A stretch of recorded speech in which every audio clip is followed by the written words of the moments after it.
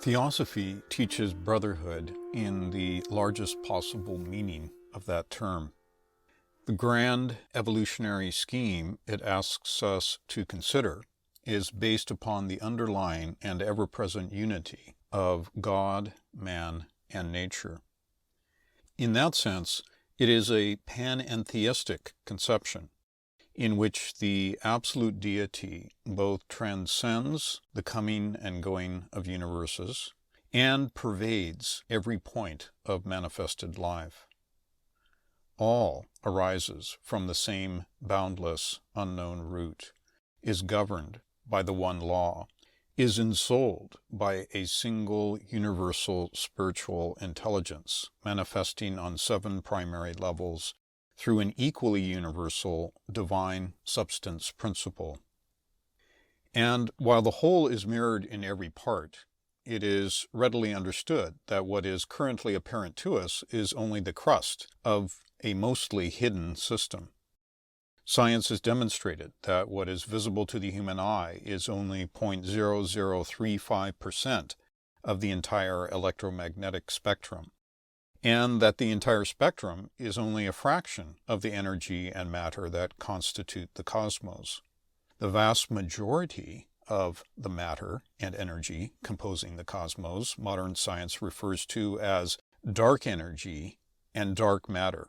But as one physicist put it, they may as well call them Tom and Jerry because they are undetectable by any means available to us, and utterly unknown as to their constitution.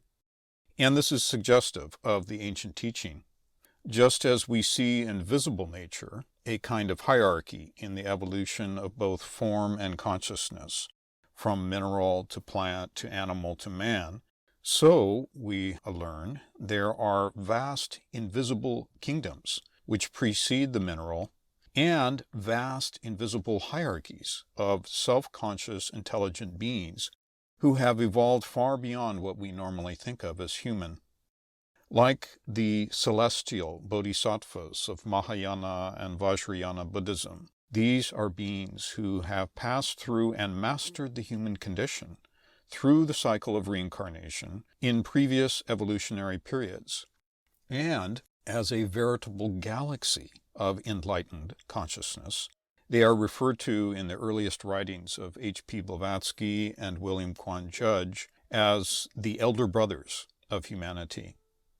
But it should be understood from the outset that the term brothers, like the term brotherhood, is not a reference to male as opposed to female. Rather, it is a reference to the fact that all of life, high or low, seen or unseen, constitutes a single family.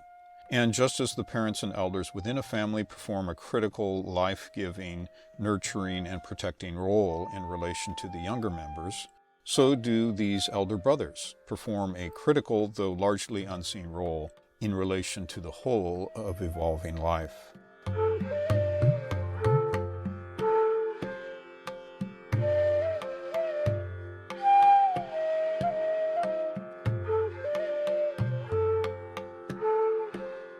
Throughout human history, they have been referred to by many names.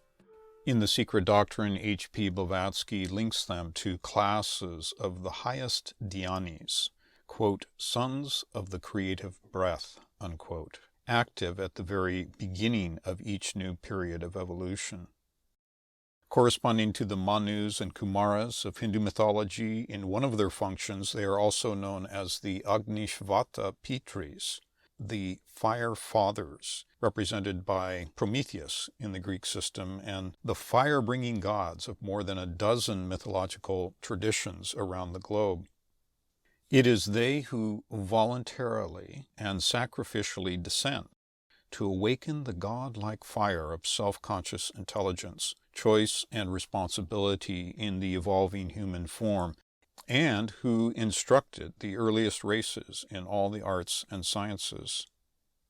They are also linked with the divine king initiates of the solar dynasties, mentioned in the chronologies of many ancient traditions from the Chaldean to the Mayan, who guided early civilizations and preserved the wisdom handed down to them even through deluges and cataclysms of nature.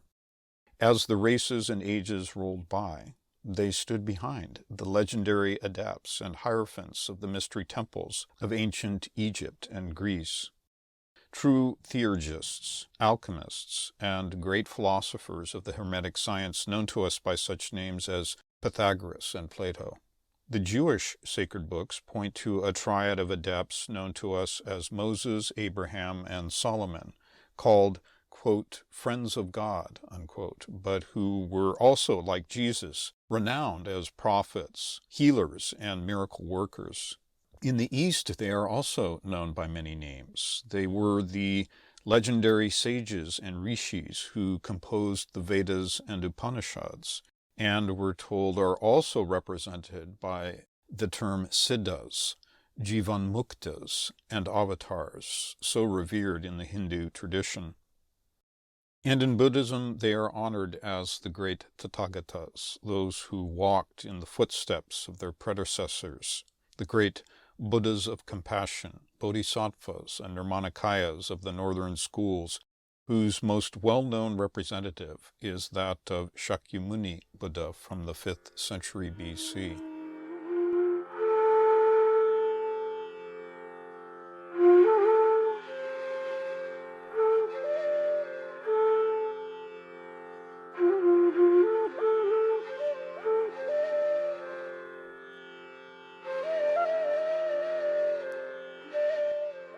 At times their names are known to history, at other times not, as it often serves their purposes to work undisturbed and behind the scenes, in privacy and obscurity known only to a few.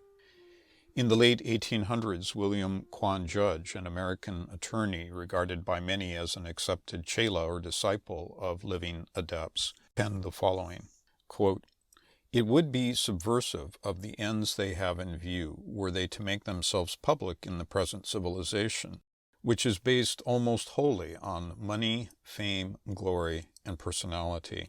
For this age, as one of them has already said, is an age of transition, where every system of thought, science, religion, government, and society is changing, and men's minds are only preparing for an alteration into that state which will permit the race to advance to the point suitable for the elder brothers to introduce their actual presence to our sight. Unquote.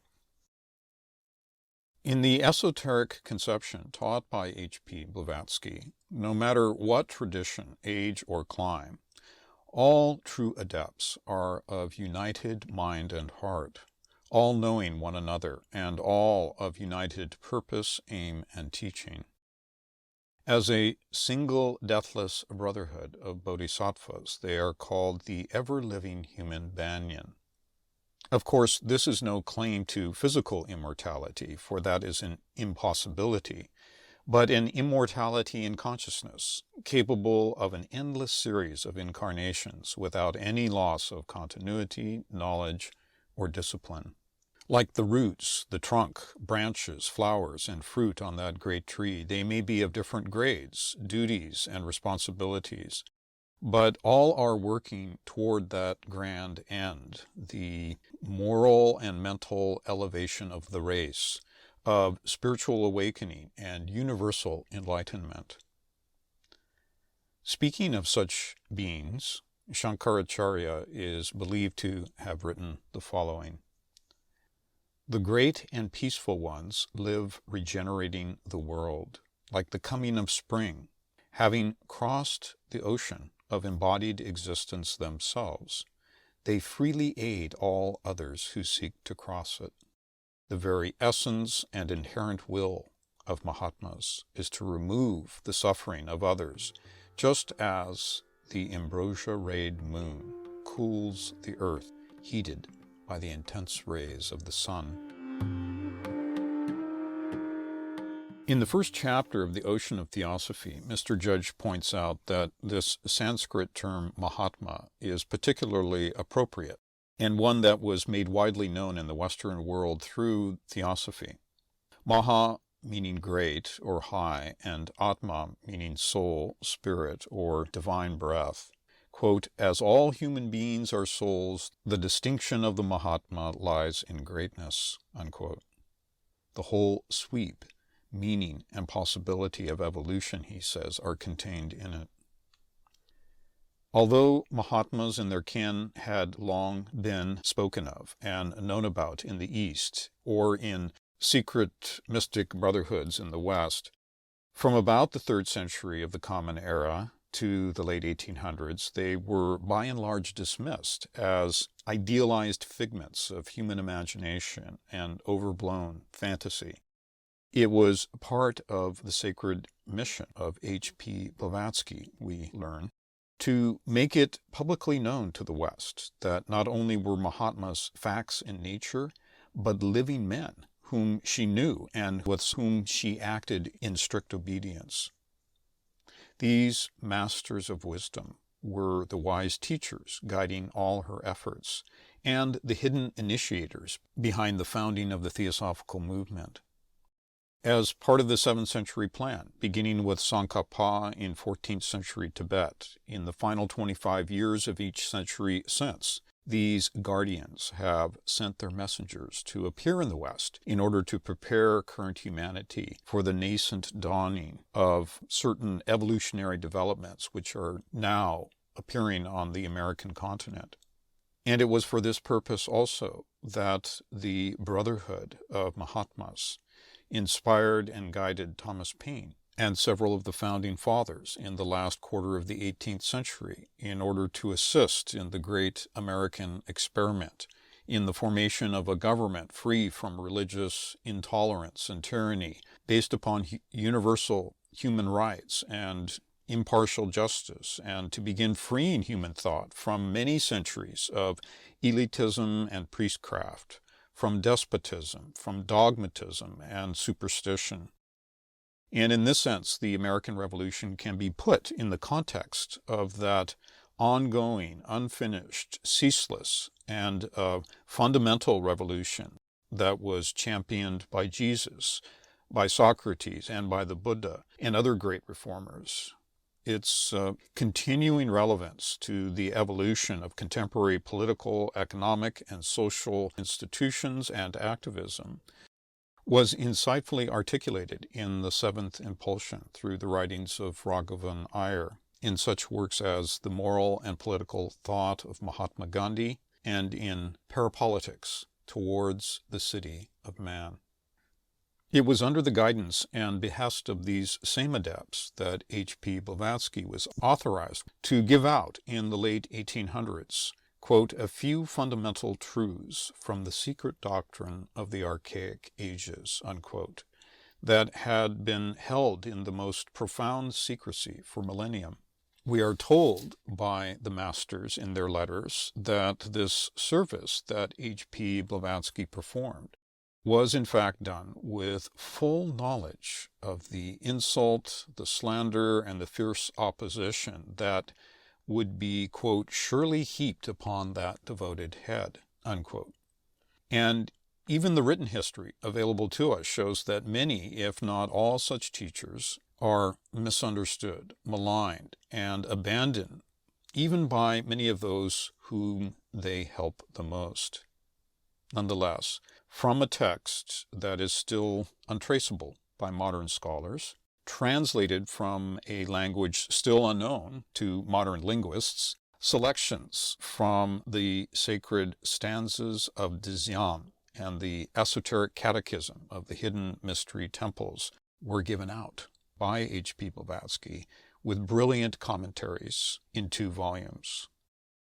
And it is in that magnificent and challenging synthesis of philosophy, religion, and science that we begin to learn a few of the mysterious details regarding the character and duties of the Adept Brotherhood. According to the secret doctrine, adepts are beings who have, quote, "developed and perfected their physical, mental, psychic, and spiritual organizations to the utmost possible degree," unquote. In doing so, among the many remarkable capacities awakened is that which is called the eye of Shiva, the inner spiritual eye of the seer. This is not mere clairvoyance, as normally understood, that is, the power of seeing at a distance. It is rather the faculty of spiritual intuition, of direct and unmediated knowing, without bias or error, connected with deep meditative states known as dhyana and samadhi. And when fully developed, taught Blavatsky, it allows the adept to penetrate all the veils of visible nature to the very kernel of matter in order to witness the soul of things there. All the finite tendencies of the human mind are transcended, and there is a union, we're told, of the knower, that which is to be known, and the act of knowing. And it is by this means only that the true sage or seer can independently test and verify the archetypal truths taught by the Great Lodge since time immemorial. Not only have the highest initiates thus fathomed all the mysteries of life and death, both cosmic and human, both eternal and cyclic, not only have they realized the true nature of the One Self and the immortal Dhyani Buddha of which they are an emanation, but when activating this faculty of inner vision, nothing is hidden from them. No truth, law, or principle of nature, no event, past or future, nor any point of knowledge which modern science seeks after, wrote HPB, is unavailable to them. At the same time, this is not to say that while acting within a given personality, that the masters are totally without fault or error. In letters from one such master, in fact, to A.P. Sinnett, it is indicated that only when acting through the vestures of adeptship that the higher spiritual and noetic energies are utilized, and only when needed, and only in strict conformance to karmic law. In fact, such beings are said to be karma-less, that is, constitutionally incapable of deviating from the laws of universal good and universal justice built into the living whole. Of course, the evolutionary transformations leading to this kind of realization cannot be accomplished in a single lifetime, but through an immense series of incarnations and self-transformations involving the most exacting discipline, one pointedly and solely dedicated to the service of humanity. In that small devotional book entitled The Voice of the Silence, derived from the same book which the stanzas were taken, the student obtains a glimmer of the terrible trials and portals of the secret path through which such beings have passed, and through which all human beings must eventually pass. Here, self-interest or selfishness of every kind, as well as all vices, failings, and partialities of the human heart and mind, are progressively and entirely eradicated. And it is worth noting that the transcendent excellences, or paramitas, thus developed, unite this capacity of perception and knowledge that we've just been discussing with Maha Karuna, that boundless compassion which is the law of laws, and that the complete harmony which is thus effected means that the white adept, as a microcosm, becomes a self-conscious co-worker with the highest creative energies and laws of the macrocosm, a selfless embodiment of Mahat, the Akashic sound and light at the logoic heart of divine thought by which the universe itself unfolds. And in reference to one of the culminating stages of this union, we have this magnificent quote from The Voice of the Silence. "Behold, thou hast become the light, thou hast become the sound. Thou art thy master and thy God. Thou art thyself the object of thy search, the voice unbroken that resounds throughout eternities, exempt from change, from sin exempt, the seven sounds in one, the voice of the silence.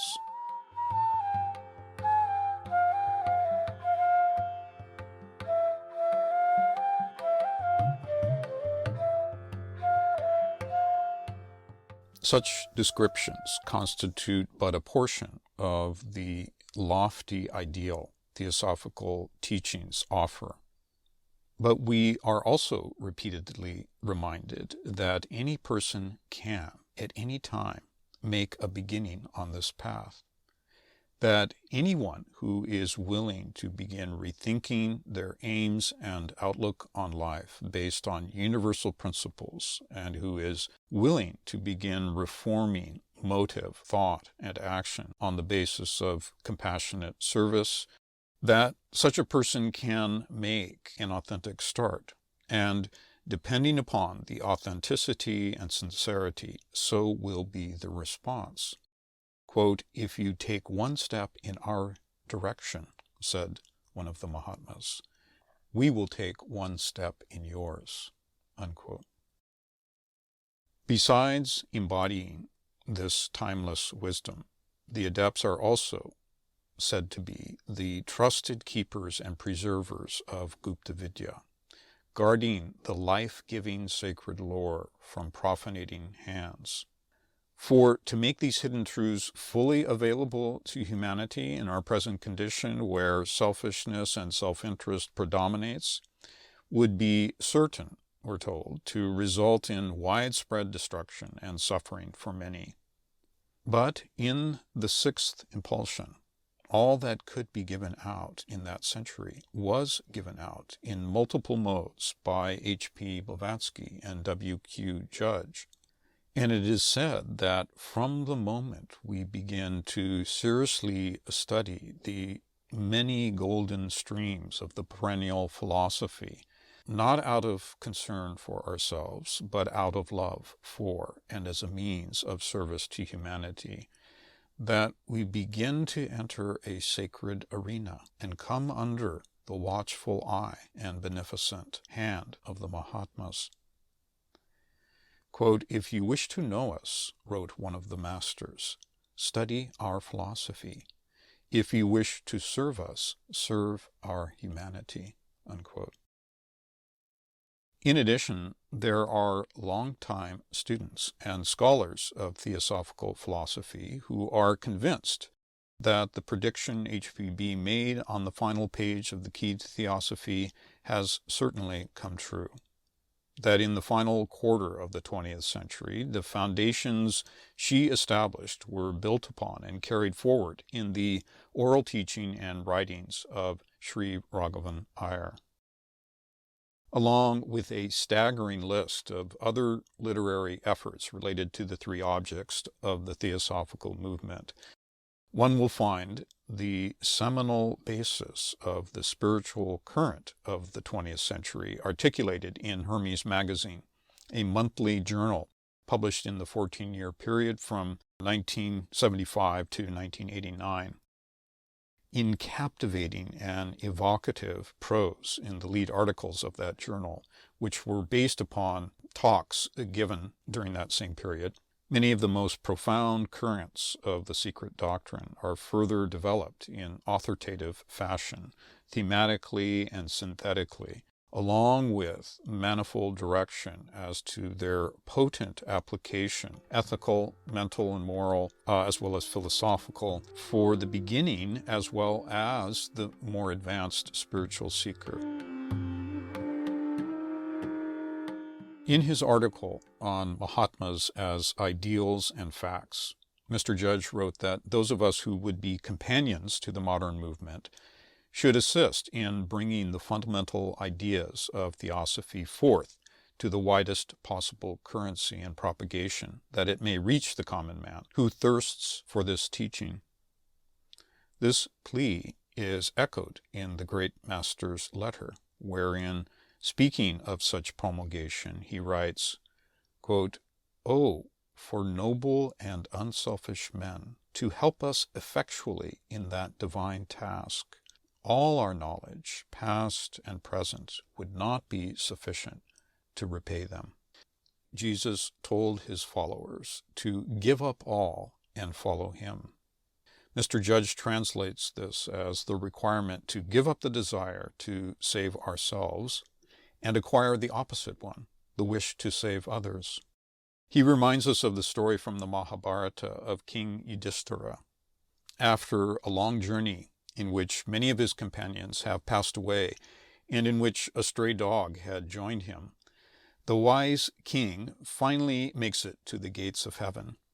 There he is told he can enter, but his dog must stay outside. His reply is, "No, as long as a single creature and all my companions cannot enter, then I will not enter."